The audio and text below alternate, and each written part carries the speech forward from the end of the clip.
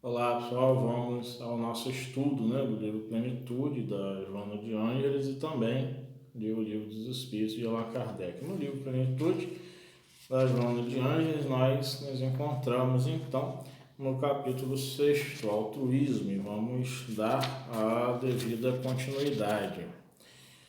Que Deus nos abençoe, que nós estejamos receptivos às inspirações dos guias maiores, a fim de que nós não nos percamos nos labirintos da vaidade intelectual e sim recebamos a inspiração e possamos transmitir a mensagem da maneira adequada. Assim seja.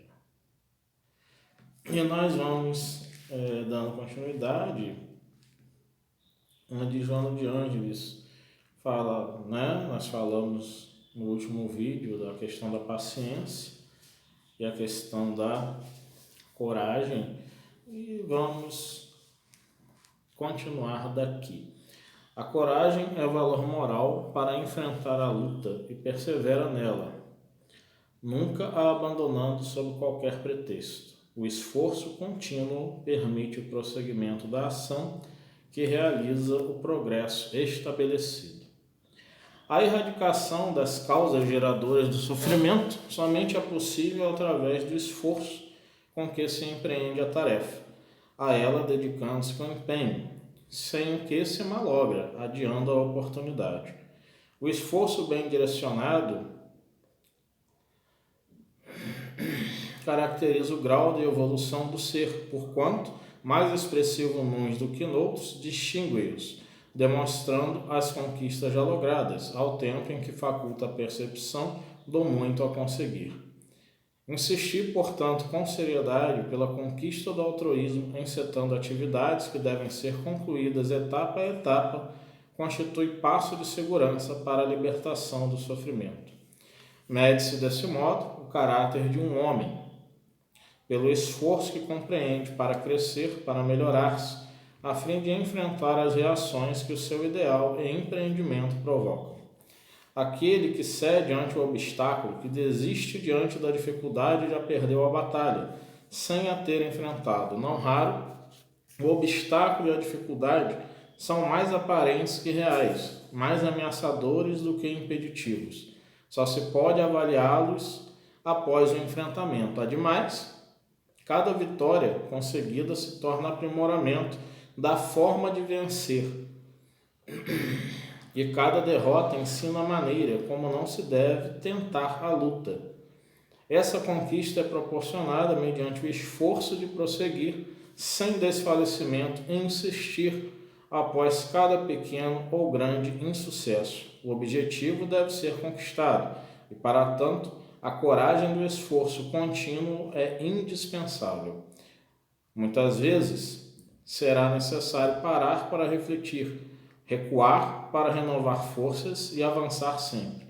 É uma salutar estratégia aquela que faculta perder agora o que é de pequena monta para ganhar resultados permanentes e de valor expressivo depois. Vamos dar uma parada aqui e vamos comentar um pouco a respeito destes pequenos parágrafos que a Joana de Ângeles nos coloca e que já nos dão base para mais reflexões. Quando a gente reiniciou o estudo, continuando o estudo, ela diz: a coragem é valor moral para enfrentar a luta e persevera nela, nunca abandonando sob qualquer pretexto. O esforço contínuo permite o prosseguimento da ação que realiza o progresso estabelecido. A coragem movimenta, a coragem não nos deixa estagnados, parados, a ponto de não realizarmos aquilo que devemos realizar. E o que devemos realizar? A luta, que com a coragem nós continuamos e que é um valor moral também dentro da virtude do altruísmo. E isso faz com que não abandonemos a luta, porque somos corajosos diante do valor moral que temos para o enfrentamento de situações a fim de nós realizarmos o progresso e mantermos aquele progresso que já foi estabelecido. Isso faz com que haja o quê? A erradicação das causas geradoras do sofrimento, que no próximo parágrafo ela nos diz, não é? A erradicação das causas geradoras do sofrimento somente é possível através do esforço com que se empreende a tarefa, a ela dedicando-se com empenho, sem o que se malogra adiando a oportunidade. No momento que nós estamos passando por sofrimento, não vai adiantar nós ficarmos parados, nós ficarmos apenas refletindo e que isso não vai nos dar base para superarmos. Precisamos alicerçar a nossa luta para vencer, para nos libertar dos sofrimentos, a partir do momento em que nós começamos a lutar contra o quê? Contra a nossa apatia, contra a nossa falta de ânimo, né? Que provém dessa apatia, para nós seguirmos em frente com este ou aquele projeto de vida.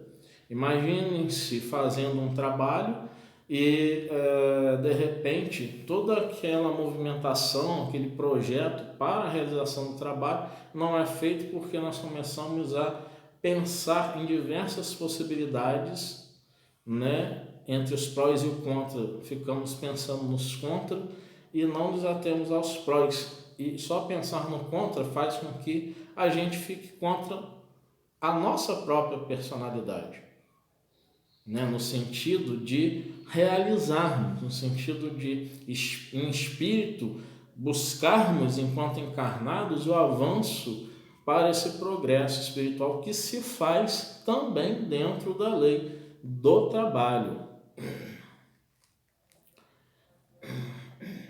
O esforço bem direcionado caracteriza o grau de evolução do ser, porquanto mais expressivo nuns do que noutros, distingue-os, demonstrando as conquistas já logradas, ao tempo em que faculta a percepção do muito a conseguir.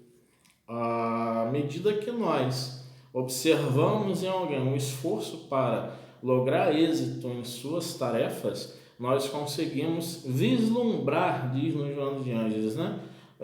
O grau de evolução do ser. E ela diz que o esforço, né?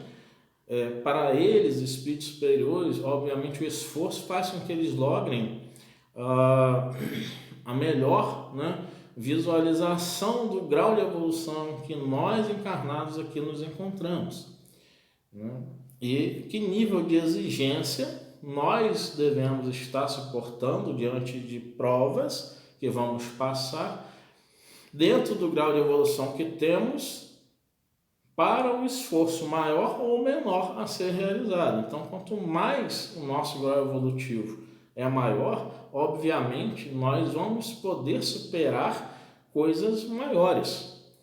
Quanto mais o nosso grau evolutivo é menor, nós vamos ter de superar coisas menores e não tão grandiosas, né? Então, nós precisamos estar atentos à observação de nós mesmos e de qual esforço nós vamos ter de realizar para superar este ou aquele obstáculo.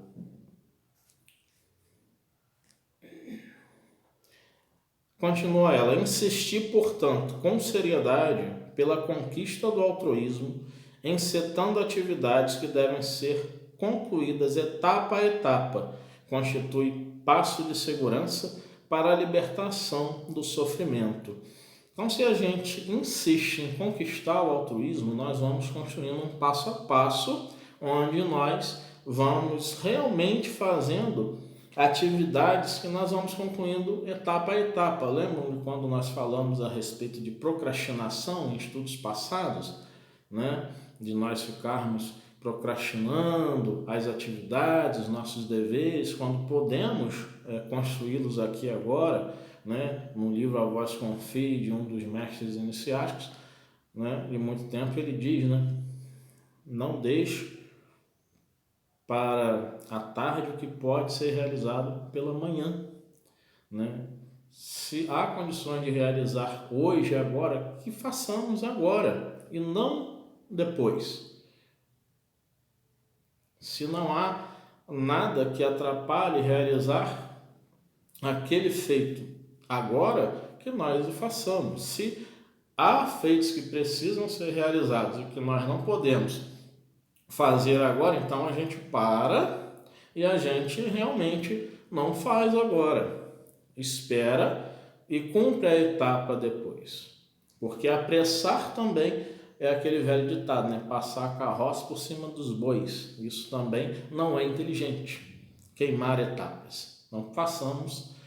Até a Joana sugere, né? De etapa a etapa a gente conclui um feito e então a gente chega a construir passos seguros para a libertação do sofrimento.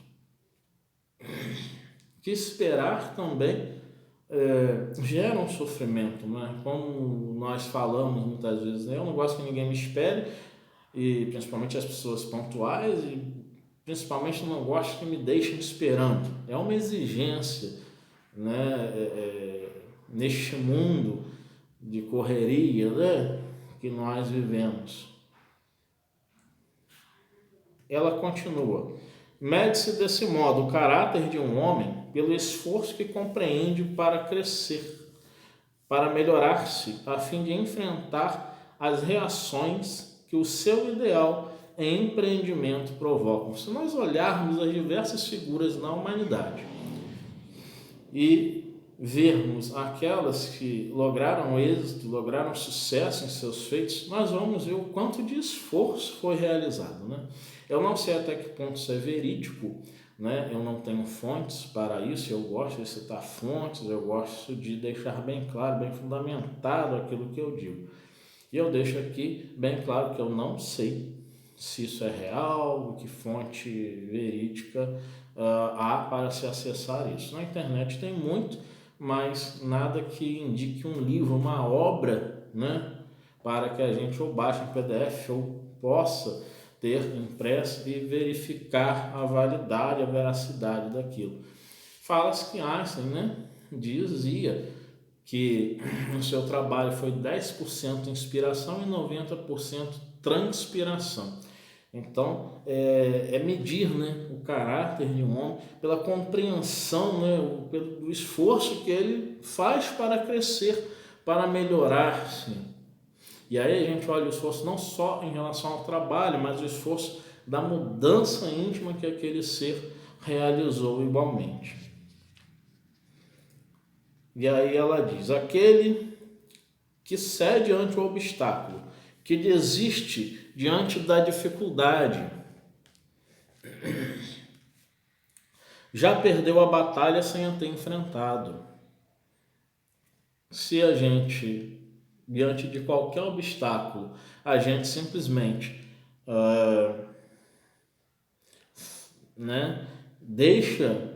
cede e diz: olha, tem um obstáculo, eu me entrego. Numa guerra, com certeza se perderá. Então, é preciso vencer a batalha, vencer um obstáculo. Um obstáculo é um passo a ser vencido e é um passo a ser conquistado. Não raro o obstáculo e a dificuldade são mais aparentes que reais. Olha que interessante, são mais aparentes que reais. É aquilo que nós olhamos, é como uma ilusão de ótica. Nós olhamos, nós vemos a dificuldade, mas na realidade não é tanto assim. Muitas vezes nem o obstáculo é. Mais ameaçadores do que impeditivos. Não nos impedem de realizarmos, são ameaças. Só se pode avaliá-los após o enfrentamento. Depois que a gente enfrenta, a gente vai ver, nossa, aquilo foi uma ameaça, mas era completamente suportável. Isto é, se eu sofro uma tentação para realizar determinado desejo infeliz, e se eu percebo que eu venço, aquilo não foi um obstáculo, não foi impeditivo para que eu o superasse. E eu começo a ver assim, nossa, realmente os espíritos superiores em um livro dos espíritos tinham razão. Basta fazermos um pequeno esforço, não precisamos de muito para vencermos a nós mesmos. Ademais, cada vitória conseguida se torna aprimoramento da forma de vencer e cada derrota ensina a maneira como não se deve tentar a luta. A cada vitória nós vemos então como nós nos aprimoramos para poder vencer, e a partir daí o aprendizado para melhor nos aprimorarmos, para melhor nos aparelharmos psiquicamente aqui, no caso, não é? Principalmente, e de elevação moral para vencermos as situações que nos vêm. E quando nós perdemos, a derrota faz com que a gente veja onde a gente errou. E isso é bom, porque nós, quando avaliamos isso, conseguimos identificar onde erramos, conseguimos então nos colocar na posição de estarmos realizando aquilo que nos dará a vitória. Onde foi que nós erramos para que não erremos mais? Essa conquista é proporcionada mediante o esforço de prosseguir sem desfalecimento e insistir após cada pequeno ou grande insucesso. O objetivo deve ser conquistado e, para tanto, a coragem do esforço contínuo é indispensável. Se nós não fizermos esforços contínuos, realmente não haveremos de realizar melhor. E a coragem faz com que haja esse esforço. Sem a coragem, nós não nos esforçaremos como deveríamos nos esforçar. Muitas vezes será necessário parar para refletir. É a questão de não colocar a carroça na frente dos bois. Vamos ter calma, vamos parar, vamos refletir, vamos pensar a respeito da situação. De repente, como ela diz, recuar para renovar forças e avançar sempre. O recuo não é covardia. Recuar diante de uma dificuldade momentânea aqui é no sentido de refletir, de a gente não avançar, vamos refletir primeiro, vamos ver as possibilidades que nós temos para vencermos essa situação. E aí a gente avança depois da reflexão feita. Essa é uma estratégia muito interessante. Joana diz, é uma salutar estratégia aquela que faculta perder agora o que é de pequena monta para ganhar resultados permanentes e de valor expressivo depois. Que adianta nós ganharmos algo agora e que seja momentâneo, mas que não vai ser permanente, vai ser momentâneo. A palavra já diz, vai ser do momento. Lembremos as palavras de Jesus no Evangelho anotadas por Mateus. De que adianta o homem, ganhar o mundo inteiro se vier a perder a sua alma? Tem essa interpretação também, de que adianta o homem ganhar o mundo inteiro se vier a perder a sua alma? Que adianta o homem ter vitória momentânea se ele não se terá o esforço, o prêmio pelo esforço na conquista de maior progresso? De nada resolve, ele só vai estar tendo uma solução momentânea para aquele processo. Então é preciso que nós enfrentemos de frente as situações que nos vêm. Isso é muito importante. Esse estudo que a Joana de Ângeles faz, eles nos trazem, são estudos fantásticos, eles nos trazem principalmente essa possibilidade de nós estarmos refletindo sobre as nossas ações, sobre as nossas atitudes no cotidiano. E agora vamos passar aqui para o estudo do Livro dos Espíritos, Qualquer coisa, se o vídeo aqui, por alguma interferência, como esses dias houve, parar, eu estarei gravando um outro vídeo, dando continuidade ao estudo. Então, vamos iniciar na parte 2ª, capítulo 2º, da Encarnação dos Espíritos, o item A Alma, e o Livro dos Espíritos, iniciando na questão 134. Que é a alma? Resposta: um espírito encarnado. Letra A. Que era a alma antes de se unir ao corpo? Resposta: espírito. Letra B. As almas e os espíritos são, portanto, idênticos? A mesma coisa? Resposta: sim. As almas não são senão os espíritos. Antes de se unir ao corpo, a alma é um dos seres inteligentes que povoam o mundo invisível, os quais temporariamente revestem um invólucro carnal para se purificarem e esclarecerem. Então, alma e espírito não tem diferença. A diferença aqui é na didática, né? Quando os espíritos falam que a alma é um espírito encarnado e que ao sair do corpo, então, didaticamente chama-se espírito. 135. Há no homem alguma outra coisa além da alma e do corpo? Resposta: há o laço que liga a alma ao corpo. Letra A. De que natureza é esse laço? Resposta: semimaterial, isto é, de natureza intermédia entre o espírito e o corpo. É preciso que seja assim para que os dois se possam comunicar um com o outro. Por meio desse laço é que o espírito atua sobre a matéria e reciprocamente. Vamos agora ler a nota de Allan Kardec. O homem é, portanto, formado de 3 partes essenciais. Primeiro, o corpo, ou ser material, análogo ao dos animais e animado pelo mesmo princípio vital. Segundo, a alma, espírito encarnado que tem no corpo a sua habitação. Terceiro, o princípio intermediário ou perispírito, substância semimaterial que serve de primeiro envoltório ao espírito e liga a alma ao corpo, tal num fruto, o germe, o perisperma e a casca. 136. A alma independe do princípio vital? Resposta: o corpo não é mais do que envoltório, repetimos-lo constantemente. Letra A. Pode o corpo existir sem a alma? Resposta: pode. Entretanto, desde que cessa a vida do corpo, a alma o abandona. Antes do nascimento, ainda não há união definitiva entre a alma e o corpo, enquanto que, depois de essa união se haver estabelecido, a morte do corpo rompe os laços que o prendem à alma e esta o abandona. A vida orgânica pode animar um corpo sem alma, mas a alma não pode habitar um corpo privado de vida orgânica. Então, os espíritos colocam que é possível, sim, diante dessa resposta, biologicamente haver um corpo sem alma, apenas uma vida animal, porque vai respeitar as leis da fisiologia, as leis da biologia. Agora,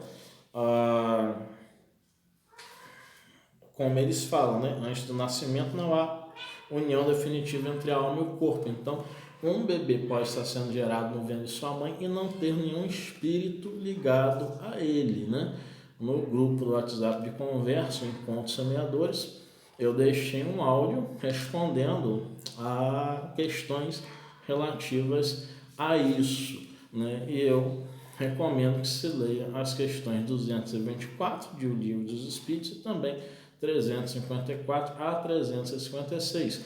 Nós vamos ter surpresas em relação a isso. Mas este é um assunto que nós vamos desdobrar depois de algum tempo, né, dentro dos estudos. Mas vocês querendo, perguntem e nós vamos estar respondendo, ok? Letra B. O que seria o nosso corpo se não tivesse alma? Resposta: simples massa de carne sem inteligência. Tudo o que quiserdes, exceto um homem.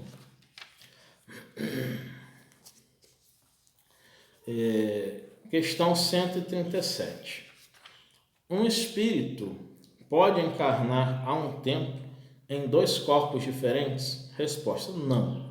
O espírito é indivisível e não pode animar simultaneamente 2 seres distintos.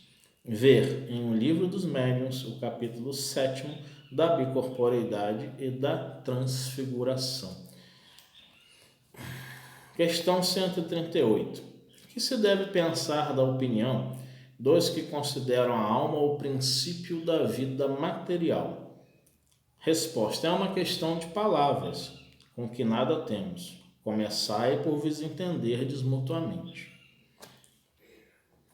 Às vezes, por questão de palavras, temos muitas brigas e isso gera desentendimentos. Por isso é importante nós irmos ao estudo da origem das palavras, compreender os significados, e assim não vamos ficar presos a discussões por questões de palavras, como muitas vezes há debates entre físicos, químicos, biólogos, no meio espírita, a respeito das palavras fluido e energia, que uns consideram que acaba sendo a mesma coisa e outros consideram que fluido é uma coisa e energia é outra. Conceitualmente, eu particularmente sei que fluido não tem a mesma conceituação de energia, mas numa didática para uma compreensão daquilo que o Espiritismo coloca fluido como algo que pode dar movimentação e animação a determinados processos orgânicos, nós consideramos que isso seja um processo também energético. Bom, isso é outro estudo também à parte para nós estarmos realizando e que vamos realizar no decorrer do estudo de O Livro dos Espíritos. Questão 138. Que se deve pensar da opinião... isso já falamos. Questão 139. Alguns espíritos, e antes deles, alguns filósofos, definiram a alma como sendo uma centelha anímica emanada do grande todo. Por que essa contradição? E a resposta é: não há contradição. Tudo depende das acepções das palavras, porque não tendes uma palavra para cada coisa. E Kardec coloca sua nota aqui. O vocábulo alma se emprega para exprimir coisas muito diferentes. Uns chamam alma ao princípio da vida, e nesta acepção se pode com acerto dizer, figuradamente, que a alma é uma centelha anímica emanada do grande todo. Estas últimas palavras indicam a fonte universal do princípio vital de cada ser, de que cada ser absorve uma porção e que após a morte volta à massa de onde saiu. Essa ideia de nenhum modo exclui a de um ser moral, distinto, independente da matéria e que conserva sua individualidade. A esse ser, igualmente, se dá o nome de alma, e nesta acepção é que se pode dizer que a alma é um espírito encarnado. Dando da alma definições diversas, os espíritos falaram de acordo com o modo por que aplicavam a palavra e com as ideias terrenas de que ainda estavam mais ou menos imbuídos. Isso resulta da deficiência da linguagem humana, que não dispõe de uma palavra para cada ideia, donde uma imensidade de equívocos e discussões.